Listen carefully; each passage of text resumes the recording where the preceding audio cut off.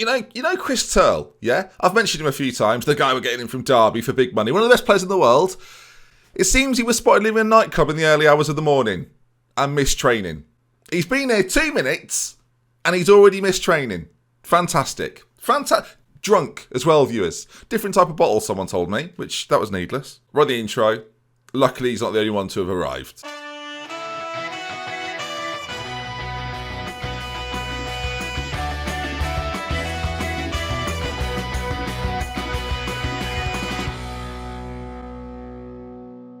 Welcome out then, folks, to a new season as Leipzig begin their campaign in a cup game, which I should win. And I'll be honest, with these boys right now, I need a pick-me-up. And I'm hoping this game later on will be that pick-me-up. New Munster is the name. Playing football.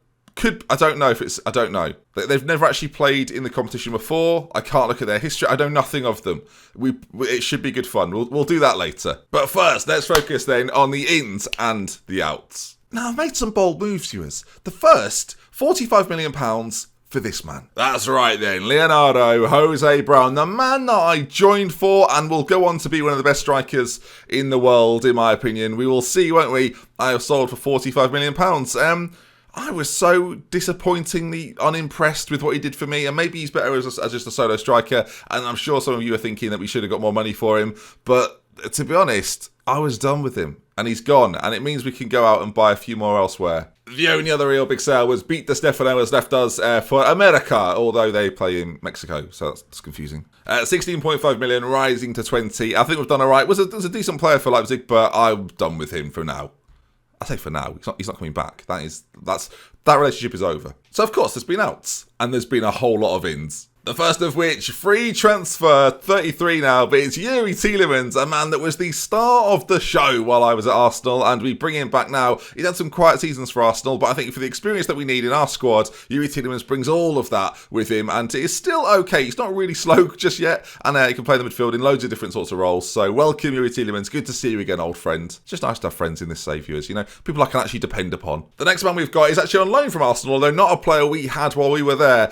Musa Wagyu is that man and can play both left back and right back. May well start for me from the off this year. Maffeo, I should have mentioned this on the leaving really, has left on a free transfer, was on £110,000 a week. It was a lot for a player of his age, whereas Wagyu's a little bit younger, very similar in what he can offer me, and comes in to play that right back spot then. Him and Marcus Paolo will sort of mix and match. So far, 2 down, and a fair amount of experience. And that then brings us then to Edgar Fabricio Castillo, and this Ecuadorian, 12 caps for Ecuador. I like what we've got here, gang. 5'10", that might be the only thing that concerns a few of you, and his jumping reach isn't particularly good, but his tackling and his marking very, very good. Teamwork's fantastic, and the mentals on him are very good too. The best part of this transfer, really, and while overlooking the jumping reach, is this, 3.3 million for him.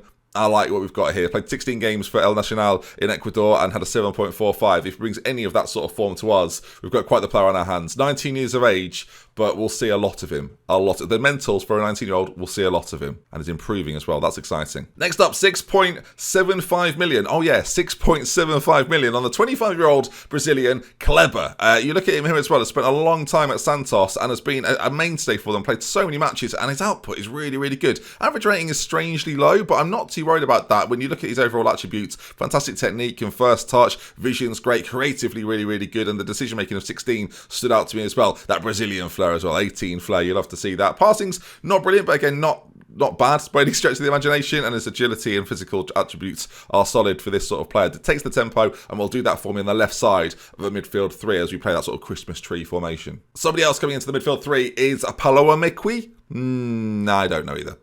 Palomqui. There's obviously an Alvaro. We'll call him Alvaro. 23-year-old Spaniard. Spent a lot of pre-season injured, actually, but will definitely be sort of a rotation guy for us to play in midfield. Can also play on the right-hand side of a midfield 4 if you ever decided to do that, maybe. But yeah, really well-rounded. Nice attributes for what we need. Good tackling, good passing. Could maybe play as that ball-winning player right in the heart of our midfield. And that's probably where I'm going to utilise him as sort of a backup to this man. Now, it's quite a bold acquisition, but Frank Kessie comes in. Our coaches think he's brilliant, and so do I. He's just turned, I say just turned 33, he turned 33 in December, just turned 33. He's having a long birthday, viewers. We've spent a fair amount on him as well, 20 million. Some of you will probably think this is too much, but he's been a really good player for AC Milan for a number of years. I've brought him in very much for one reason and one reason only, to play the ball-winning midfielder role in our midfield 3 line. 16 tackling, good passing, good marking as well. His mental attributes are absolutely fantastic, and physically has still got it at this level, still a world-class midfielder, and I agree as well on that. We're paying him a lot of money. We're basically deciding that this year and next year, he probably will be fine next year, but we've brought him in for right now. Loads of experience being brought in, and yeah, Frank Kessie, welcome. We'll be seeing a lot of him. Luis Ricardo, back to City. They were having none of it. Time for a goalkeeper, viewers. Adriano is going to be my new number 1. We've had some great goalkeepers in the Glory Hunter journey, but Adriano isn't quite to that level, but he's still very, very good. 24 years of age. You can see we've gone to Brazil, and we've gone for a few players from South America generally, actually, and Adriano is another one of those. We've brought him for the low price of £12 million, and this stood out to me, viewers. At Gremio last season, 24 games played, 20 clean sheets, and only 6 goals conceded in 24. I don't care what team you play for. If you're playing in the first tier of anywhere and that's what you're producing, you're good enough for me. So in comes Adriano. The problem with a lot of these guys is they don't speak German, but they will. They'll learn. It'll take them a while, but they'll learn. And finally then, a striker's been brought in. The Greek international, Veos, I think it's Veos Militidis is how you'd say it, and in he comes then. Basically going to be sort of the third choice striker. It's cost me a fair amount of money, but when you think about the money that we've let go with Brown, we bring in this guy to sort of be just a squad player really, but a good squad player at that. We're going to have a lot of games with the Champions League and of course the Cup this year. 15 goals for Olympiacos, got a big move to Marseille where he still did the business, so it comes to the Bundesliga, ready for action I hope, and yeah, again a really good acquisition. Cost me a fair bit, but it's not too bad. And of course, Chris Turl is here. He's drunk, viewers. It's a mystery to me. Already annoyed, so that's good, isn't it? And there we are there, £151 million spent, 66 million has been brought in. A few other players there. Semper, our sort of second choice goalkeeper, he's left the club. He was on a fair amount of money, so I'm pleased to get him off the wage bill. And Omar Biaz is the other guy, will sort of play second fiddle at the moment to Kabay and to Chris Turl.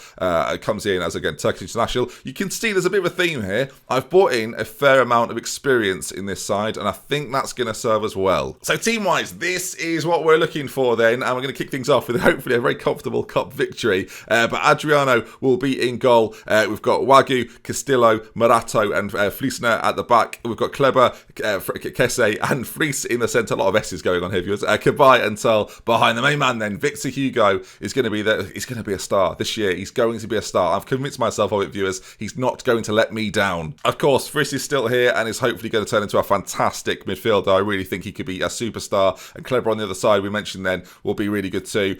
At the back, we thought about defenders and shout, boss, I'm still here, boss. Oh yeah, we know, we all know, Shelton, we all know. Am I starting, boss? No, not this game. Future games maybe. Future games.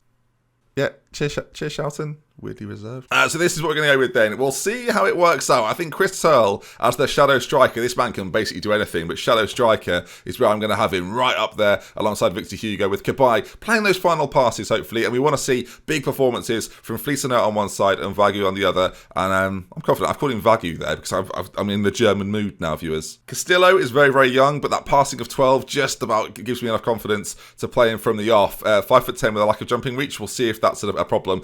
If it is a problem, because I just lose all oxygen there.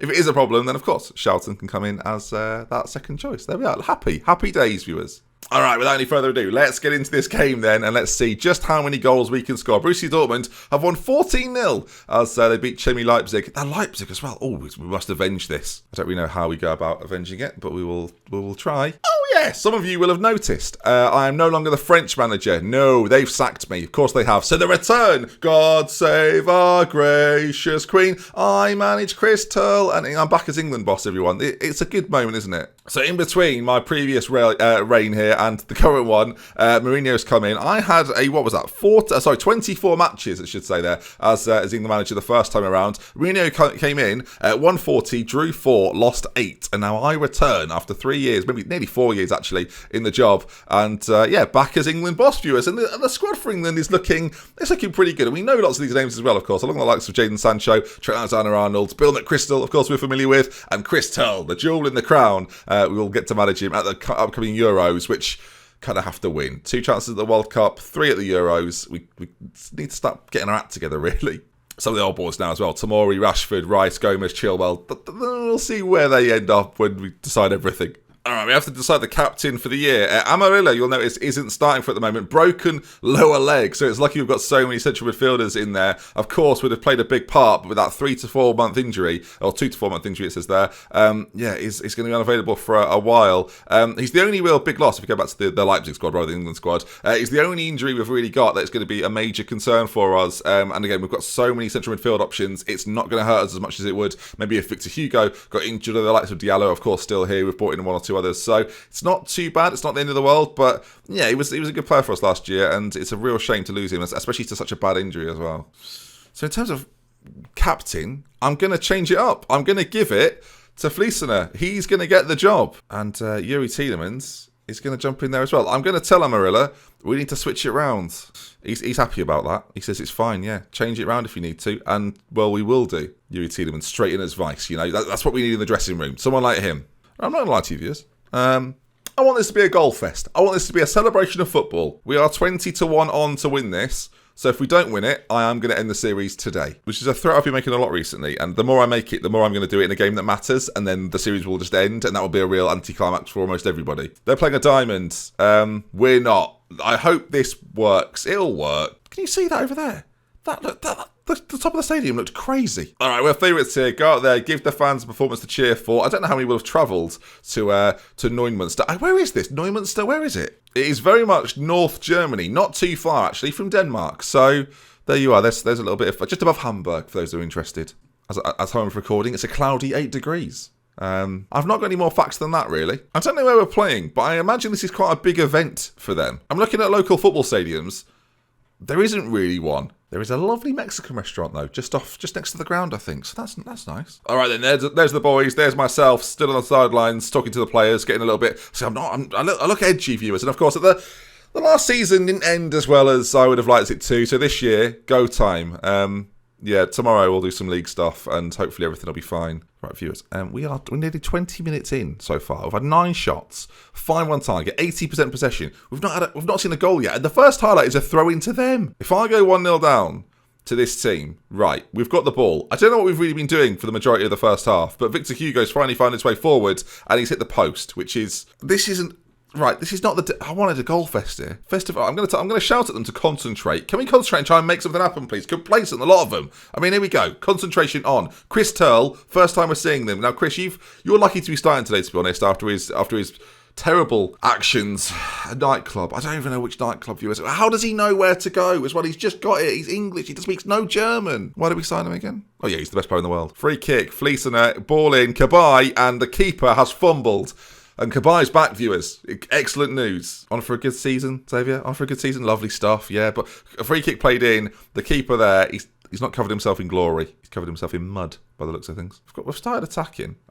Maybe we should be less attacking, maybe. Would that help? Maybe we're trying to be a little bit too quick with it. And, of course, we want our fullbacks to be massively involved. And it's going to be down to Kessie. Now, Kessie's role's interesting because as a ball-winning midfielder, I don't know how much we're going to see him on the ball. I definitely want him to be the protection unit for the back two, but I also need someone in the middle to be recycling possession. And if Friss and, of course, Kleber can do that in the midfield, we're going to be fine. But if not, we may well change up Kessie's role at some point. But so far, you can see there, that's all I want to do. Keep it nice and simple as Wagyu gets forward and finds the back of the net. 43 minutes gone, 2-0. It should probably be more than that, though, when you look at everything going on. Going to up the tempo a little bit. We are trying to focus play down the middle more this season, of course, as well, and getting goals out of Victor Hugo. That is basically the aim of the game. Of course, we want to see Chris Turl being at his very best. We want to see the same thing from Kabai, and they're going to have to learn the system quickly. They're going to have to learn how to play with one another as well. And I do think Chris Turl is basically the key to all of this. So it's really great that he's already shown massive disrespect by just going out on the lash, viewers. But you live and you learn. This is what football management's all about. Sometimes you've got to go out at 3 a.m. and pull him out of a nightclub. As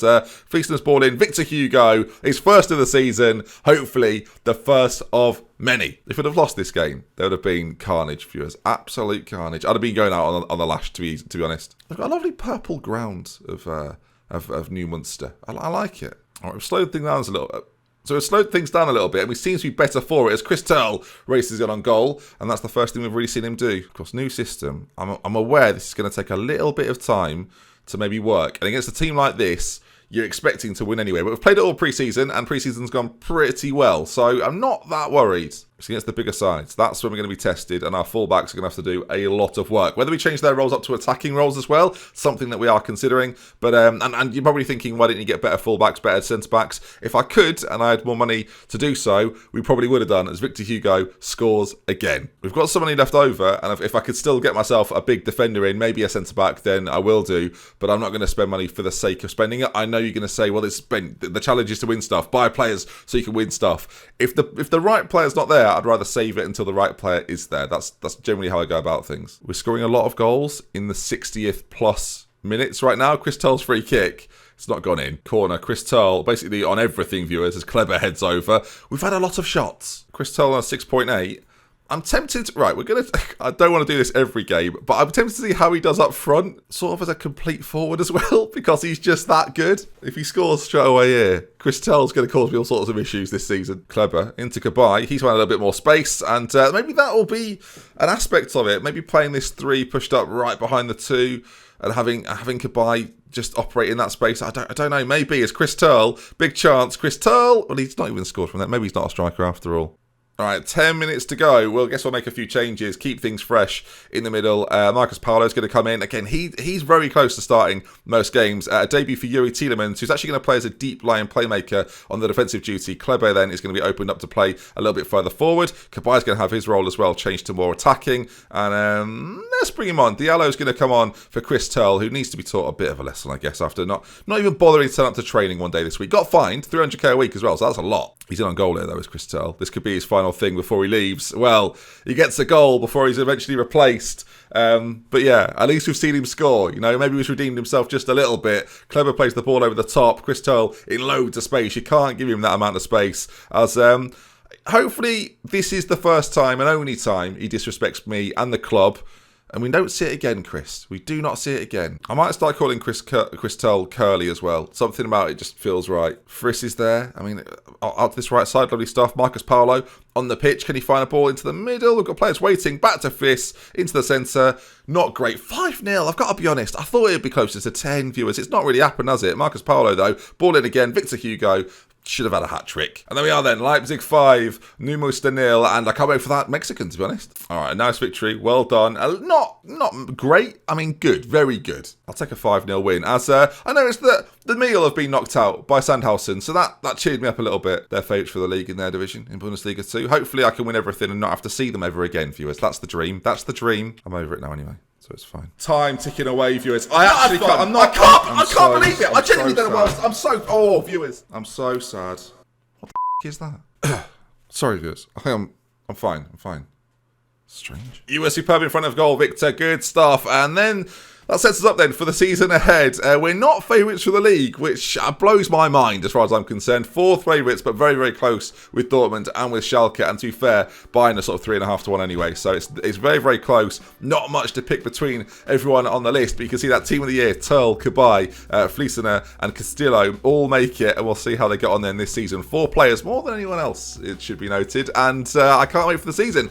We shall next week then. I imagine it'll be the first games of the Bundesliga season as we play Freiburg and Hanover before our Champions League group will be announced, of course, and the Cup games will try and feature too. If you're looking forward to it and you're excited by the transfers, let me know who you're most excited by and who do you think I've made a bit of a mistake, and I'm sure you'll let me know. With love with care then from me to Benji. Until next time, I'll see you again very, very soon. Goodbye. On to another season. Forget what happened last season. I'm barely thinking about it.